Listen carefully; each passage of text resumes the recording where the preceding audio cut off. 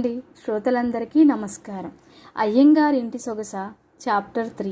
మీకు నా చిన్న విన్నపం ఏంటంటే, స్టోరీ క్లియర్గా అర్థం కావాలంటే ముందు 2 చాప్టర్లు విన్న తర్వాత ఈ చాప్టర్ వినడం మొదలుపెట్టండి. ఇక కథలోకి వస్తే, నీకు ఇక్కడ జాబ్ చేయాలని ఉంటే నువ్వు 3 కండిషన్స్ ఫాలో అవ్వాలి. మొదటిది, నేను చెప్పిన మాటకు ఎదురు మాట్లాడకుండా ఉండడం. 2, ఎవరితో ఎంతవరకు ఉండాలో అంతవరకే ఉంటూ నీ హద్దులు తెలుసుకొని ప్రవర్తించడం. 3, సన్నీకి ఎప్పుడూ అందుబాటులోనే ఉండాలి. అందుకే వాడి రూమ్కి ఎడం పక్కన రూమ్ నీకోసం సిద్ధం చేయించి ఉంచాను అని కండిషన్స్ చెప్తూ పోతున్నాడు శ్రీనివాసన్న అయ్యంగార్. ఇంతలో సాత్విక కానీ అంటూ ఏదో నసగబోయింది. మిస్ సాత్విక, నేను చెప్పడం ఇంకా అవ్వలేదు. ఇలా నా మాటలకు మధ్యలో అడ్డు వస్తే నాకు వచ్చే కోపాన్ని నువ్వు తట్టుకోలేవు. అలాగే నువ్వు సన్నీతో అయినా ఇక్కడున్న ఎంప్లాయీస్తో అయినా ఇంగ్లీష్లోనే మాట్లాడాలి. చెప్పినవి చెప్పినట్లు పాటిస్తే నువ్వు ఊహించినంత శాలరీ పే చేస్తాను. నేను చెప్పిన కండిషన్స్ నీకు ఓకే అయితే ఈ అగ్రిమెంట్ మీద సైన్ చెయ్యి అంటూ ఒక పేపర్ సాత్విక ముందుకు తోశాడు శ్రీనివాసన్. నేను ఇక్కడ ఉండడం కుదరదండి. డే మొత్తం సన్నీకి టీచ్ చేసి నైట్కి మా రెంట్ హౌస్కి వెళ్ళిపోతాను అంది సాత్విక. నేను చెప్పిన వాటిలో ఏదీ మార్చడం కుదరదు. నీకు ఇక్కడ జాబ్ కావాలి అంటే నువ్వు ఇక్కడే ఉండాలి. సన్నీకి 24 గంటలు అందుబాటులో ఉండాలి. వీటన్నిటికీ ఇష్టమైతే ఆ అగ్రిమెంట్ మీద సైన్ చేసి అడ్వాన్స్ ఏమైనా కావాలంటే రామన్కి చెప్పి తీసుకో. అలాగే నీ బట్టలు వస్తువులు అన్నీ డ్రైవర్ వెళ్ళి తీసుకొస్తాడు. మళ్ళీ నువ్వు అక్కడికి వెళ్ళాల్సిన అవసరం లేదు. చెప్పినవన్నీ అర్థమయ్యాయనుకుంటాను అని ఆమె సమాధానం కోసం ఎదురు చూడకుండా క్యాబిన్లోకి వెళ్ళిపోయాడు శ్రీనివాసన్. వెళ్తున్న అతని వెనకే దడేల్మంటూ మూసుకుపోయిన తలుపుని చూస్తూ అలాగే ఉండిపోయింది సాత్విక. బాబోయ్, మనిషేనా ఇతను? 6 అడుగుల రాక్షసుల్లా ఉన్నాడు అనుకుంటూ అంతలోనే అతని రూపాన్ని తలుచుకుంటూ, రాక్షసుడే కానీ అందాల రాక్షసుడు. చామంచాయిలో ఉన్న ఏదో తెలియని ఆకర్షణ, హుందాతనం ఉట్టిపడుతున్నాయి. ముఖ్యంగా ఆ నీలి కళ్ళు. వాటి బారి నుండి తప్పించుకోవడం ఎవరి వల్ల అయ్యేలా లేదు. ఆ కళ్ళల్లో కోపం వెనుక ఏదో తెలియని బాధ దాగున్నట్లుంది. అదేంటో తెలుసుకోవాలి. అది జరగాలంటే ముందు నోరు మూసుకొని ఈ అగ్రిమెంట్ మీద సైన్ చేయాలి. లేదంటే చేతి వరకు వచ్చిన అవకాశం జారిపోతుంది అనుకుంటూ అగ్రిమెంట్ని కనీసం చదవకుండా సైన్ చేసి అక్కడ పెట్టేసి బయటకు వచ్చేసింది. ఆ గది బయట ఎదురు చూస్తున్న రామన్ ఆమె బయటికి రాగానే, welcome to Iyengars group miss సాత్విక అని షేక్ హ్యాండ్ ఇచ్చి 50,000 అమౌంట్కి రాసి సంతకం చేసి ఉన్న చెక్ ఆమెకి ఇస్తూ, ఇది సార్ మీకు ఇమ్మని చెప్పారు.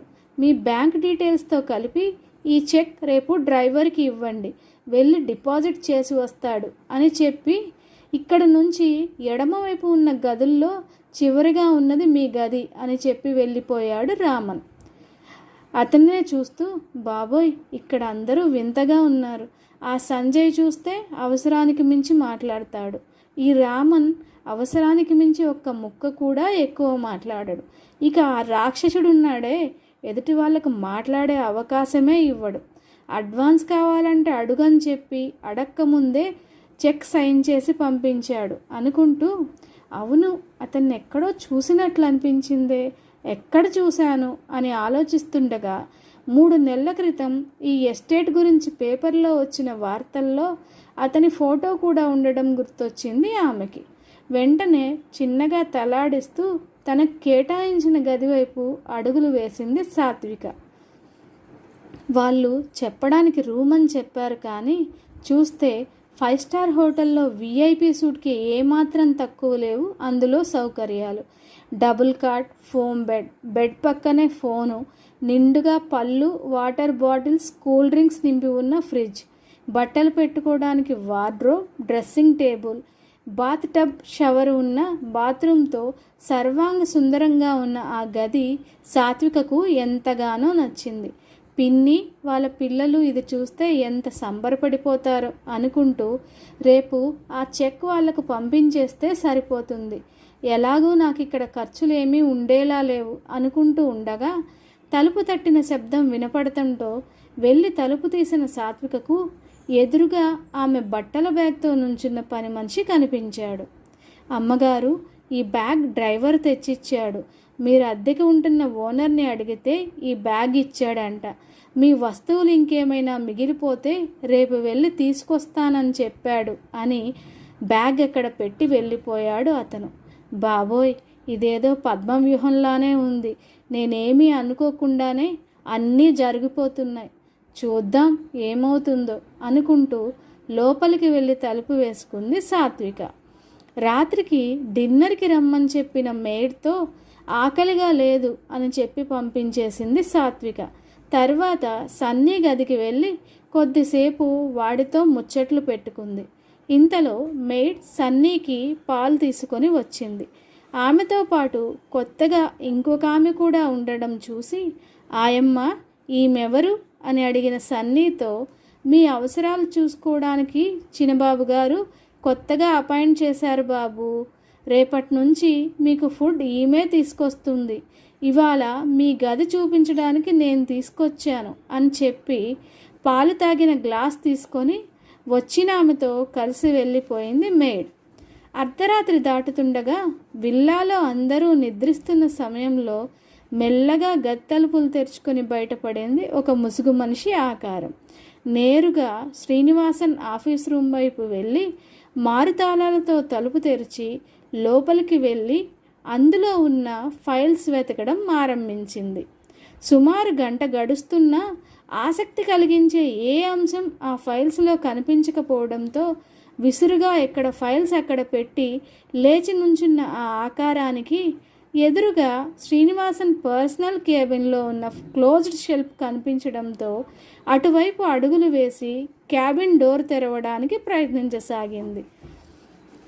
నిద్ర మధ్యలో పీడకల రావడంతో వెక్కి వెక్కి ఏడుస్తున్న సన్నీ ఏడుపుకు నిద్ర మెలకు వచ్చిన శ్రీనివాసన్ లేచి సన్నీ రూంలోకి వచ్చి తల మీద చేయి వేసి సరిచేస్తూ, నేను ఇక్కడే ఉన్నాను, నీకేమీ భయం లేదు అని బుజ్జగిస్తూ మెల్లగా నిద్రపుచ్చి బయటికి వచ్చాడు. పక్క గదిలో బాబు ఏడుస్తుంటే చూసుకోకుండా సాత్విక ఏం చేస్తుంది అని కోపంతో విసురుగా వెళ్ళి ఆమె గది డోర్ కొట్టాడు శ్రీనివాసన్. సన్నీకి మెలకువ రాకూడదు అని ఎంత మెల్లగా డోర్ కొట్టినా కూడా ఆ నిశ్శబ్ద వాతావరణంలో టక్ టక్ అనే సౌండ్ ప్రతిధ్వనిస్తుండటంతో క్యాబిన్ డోర్ తెరిచే ప్రయత్నాన్ని మానుకొని ముందు నుండి వెళ్తే ఎవరైనా చూసే ప్రమాదం ఉందేమో అని వెనక డోర్ గుండా గార్డెన్ వైపుకు వెళ్ళింది ఆ ముసుగు మనిషి ఆకారం. డోర్ ఎంతసేపు కొట్టినా సాత్విక తలుపు తీయకపోవడంతో గట్టిగా అరవబోయి మళ్ళీ సన్నీ భయపడి నిద్రలేస్తాడని విరమించుకొని ఆఖరి ప్రయత్నంగా మరోసారి తలుపు తట్టాడు శ్రీనివాసన్. కానీ ఈసారి కోపంలో కొంచెం గట్టిగా చేయి ఆనించడంతో తలుపు తెరుచుకుంది.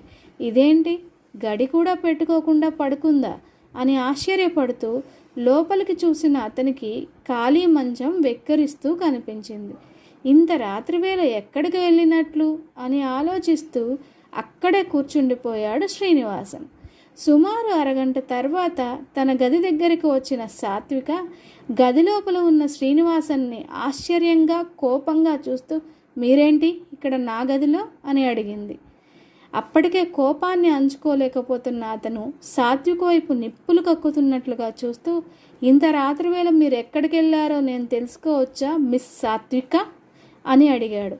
నిద్ర పట్టకపోతే గార్డెన్ వైపు వెళ్ళాను, అక్కడ చల్లగా ఉండడంతో అలాగే కొద్దిసేపు కూర్చున్నాను అంది సాత్విక. నలిగినట్లుగా కనిపిస్తున్న ఆమె బట్టలు, కొద్దిగా రేగి ఉన్న ఆమె జుట్టు, దేనికో కంగారు పడుతున్నట్లున్న ఆమె కళ్ళను నిశితంగా చూస్తూ ఏదో అడగబోయిన శ్రీనివాసన్ దగ్గరలో వినిపిస్తున్న అడుగుల చప్పుడుకి ఆగి గది బయటకు వెళ్ళి చూశాడు. అక్కడ మెట్లెక్కుతున్న సంజయ్ని చూసి ఏదో అర్థమైనట్లు మళ్ళీ వెనక్కి వచ్చి, చూడు మిస్, నీ క్యారెక్టర్ ఎలాంటిదో నాకు అనవసరం, కానీ సన్నీకి అవసరమైనప్పుడు వాడి పక్కన నువ్వు తోడుగా ఉండాలి. నిన్ను ఉద్యోగంలో పెట్టుకుంది అందుకే, మైండ్ ఇట్ అని చెప్పి నేలపై పాదాన్ని అదుముతున్నట్లుగా గట్టిగా అడుగులు వేస్తూ వెళ్ళిపోయాడు. అతని మాటల్లో భావం అర్థమై, ఏమనుకుంటున్నాడు అసలు ఈ మనిషి నా గురించి? మాట్లాడితే నా స్థాయి గురించి, క్యారెక్టర్ గురించి మాటలనే హక్కు ఇతనికి ఎవరిచ్చారు? ఈ విషయం రేపు తేల్చుకుంటాను అనుకుంటూ విసురుగా మంచం మీద వాలిపోయింది సాత్విక. గదిలోకి వెళ్ళిన శ్రీనివాసన్, ఈ అమ్మాయికి ఎంత ధైర్యం!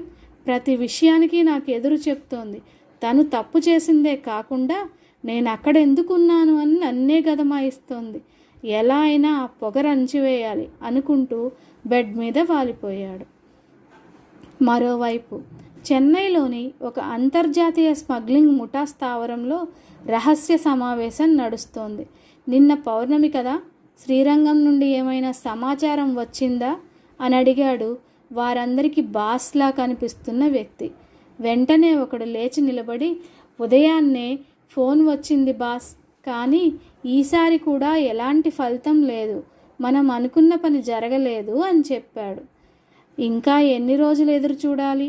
అసలు వాడు చెప్పిన విషయం నిజమేనా? మనం ఇన్ని రోజులు ఎదురు చూడడంలో అర్థం ఉందా అని అడిగాడు బాస్.